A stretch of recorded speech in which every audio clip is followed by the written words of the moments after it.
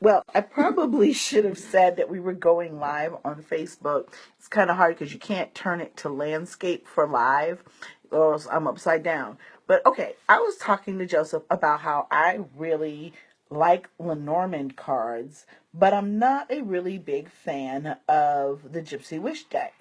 And Joseph was saying that the Gypsy Witch deck is based on the, as you say, the Grand Lenormand. He always got to put a damn French accent with something. But anyways, then we started talking about reading the cards and the relationship between the cards. And so we were just talking, and we were talking about how, you deal out all the cards in the Grand Tableau. And I'm like, that's just way too many cards. There's too many cards to read. And I'm sorry about the glare here from my lamp. But I love this. This is the postcard Lenormand. And I love this deck. And I won't even tell you the obscene amount I went and paid for it because it was no longer in print. But Joseph started talking, and I'm going to let him explain this because I'm old. I'm old enough to be Joseph's like whole mama, not even teenage mama. And he always be telling me things that I've never heard of before. And Lenormand is beautiful, but Joseph just told me about reading the Grand Tableau, and I'm thinking, I'm old. I'm 47 years old. Okay, I know all the meanings to all the cards, but he was talking about the cards in relationship to each other. So I know in playing cards that if you have two different types of in the same suit or with something else, it may mean something even more. But that's not what he's talking about here. So Joseph, explain how you would read these cards forward and then backwards. Okay. So it's basically running off of the idea that when you read in the Lenormand, you read you read a book or like a sentence, and then so when I come to the end, before I read like the night shape or before I read like the diagonals, I always read backwards, and so we decided that this meant. Because we're just reading the air, we're not really doing a reading for everybody. Right, we're just talking about what our interpretation would be. So like there's an obstacle it exists for the client in their public life, and that they suffer from that obstacle. Now this could also be read, this could be in particular to his love life. This could be a lot of different things, and that's not really what we're here to discuss.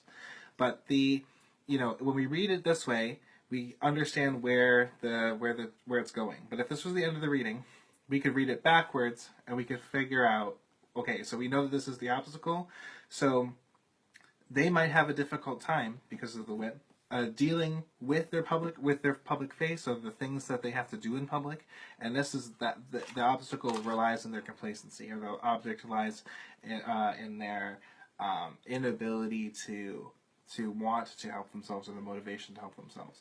And then, from there it would go on. But then to explain the knight shape, because I don't know if some of you know what I mean by that. When we move a knight on a chessboard, we move it kind of like a weird L.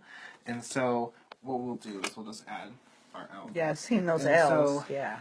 So the moon as an addition to this, I would definitely probably start going in the direction of maybe that being a romantic thing.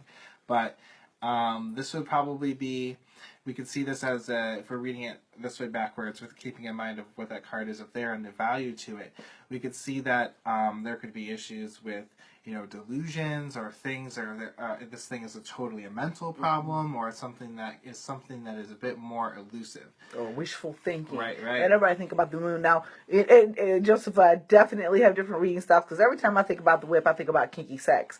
Unless spirit tells me otherwise, I'm like, this is about sex. And so the way I kind of read it was, this person had obstacles having more sex, because I see gardens as growth.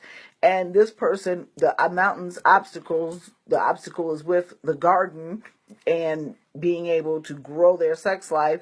And here, possibly because they have delusions of grandeur, I got a lot of dudes that be hitting on me, and I'd be like, no. Everybody, because they were talking about Beethoven. I was reading a thing about Beethoven, watching a video, and how they said that he proposed to like 5 women, and they all said no. Mm-hmm. This is a Beethoven, right here, where somebody is completely like, they're lost in their ego. But I was like, we always have these really deep conversations, and we never share them with anybody. I'm like, we need to start talking about stuff on our radio show. But this is a visual. So now when I'm reading this backwards, which I was thinking about it differently. In playing cards, they'll say if you have the 9 of spades with the 3 of spades, it means this. So if that card shows up in relation to that other card, it could have an additional meaning. But so when you said read them backwards, I was like, wait a minute. So I got to know the relationships this way and that way. And that's not what he was saying. And I don't even know if you can articulate it with words, but this is the problem. And these are the reasons for the problem. That's some deep shit, y'all. Joseph, you're going to have to start teaching some courses on the website because that is interesting. Also, I guess if we're reading it backwards too, we can read it, the L in those two different shapes. So this could mean, you could slide this back and forth. If you slide, if you put that L there, then that would mean that this person's not being realistic about their obstacles. Right. They might be not as big as they are. Right. Or they're bigger than they are. You ugly and you are not getting laid. And that's what that could mean. So I'm just saying though. But anyways, you all, this is just, this is the shit we do. We sit up and we talk about cards and spirits and stuff. And we have some of the most amazing conversations. And we will be back on the Black Craft on Monday. I'm sorry we've been out for 2 weeks. But this is one of those things that would be hard to translate in radio. Yeah. So I'm thinking that, we're also thinking unless everybody has cards in front of them. Exactly. But, we can also do a YouTube live. That might be better for the show because people can comment just like they do on the radio. Right. So we might start doing that. But then, Joseph, he's a traveler. So then we'll get all spoiled with the YouTube live. But we could also have a split window, I think, with 2 people. I've seen it done. Oh, yeah. So, yeah, maybe we'll switch to a video cast. That could be kind of interesting. Yeah, that'd be awesome. What do you guys think? Hi, everybody. So who we got here? We got Lewis, we got Rosa, we got Sent. Hi, Jeanette. We were pretty much done. Ways about getting one's cards read.